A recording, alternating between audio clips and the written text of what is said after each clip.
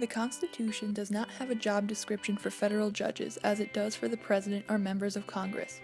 Under Article 3 of the Constitution, justices are appointed by the President and approved by the Senate.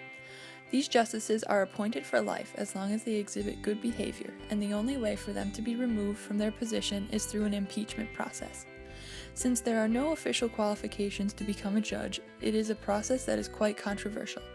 Both the President and Congress both have different views about who is the right person and who has the necessary unofficial qualifications to be a Supreme Court justice. The nomination process is as follows. When there is an open judicial position, the President nominates someone to the position. Usually he discusses the nomination with key senators before announcing his choice.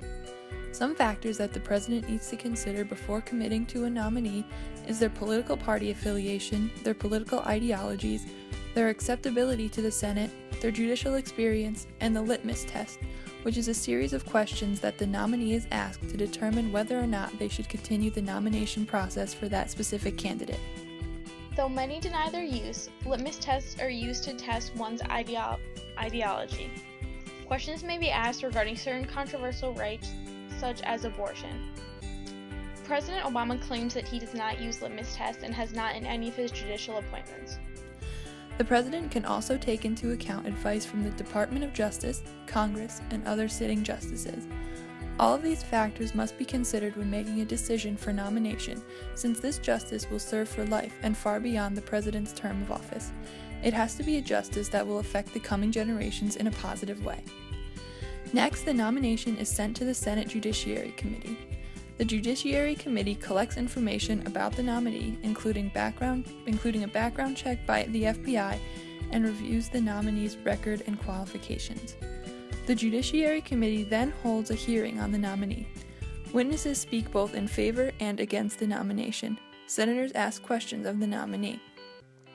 Next, the Judiciary Committee votes on the nomination and then makes a recommendation to the full Senate that the nominee either be confirmed, rejected, or that they do not have a full recommendation. Sometimes they decline to send the nominee to the Senate at all.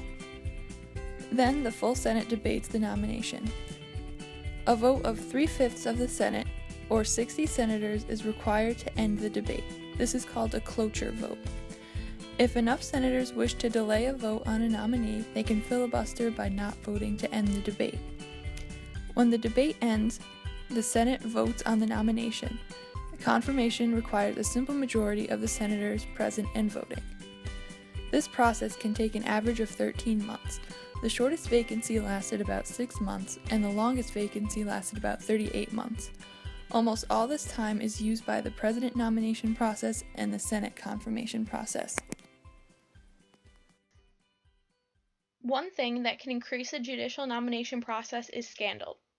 For example, when Nixon nominated Harold Carswell, he was rejected by the Senate due to his stance on civil rights and feminist movements. When Ronald Reagan nominated Robert Bork, he was denied due to his involvement in the Nixon Saturday Night Massacre. Clarence Thomas was accused of putting pubic hairs on a woman's coat, though he was later confirmed to the Supreme Court.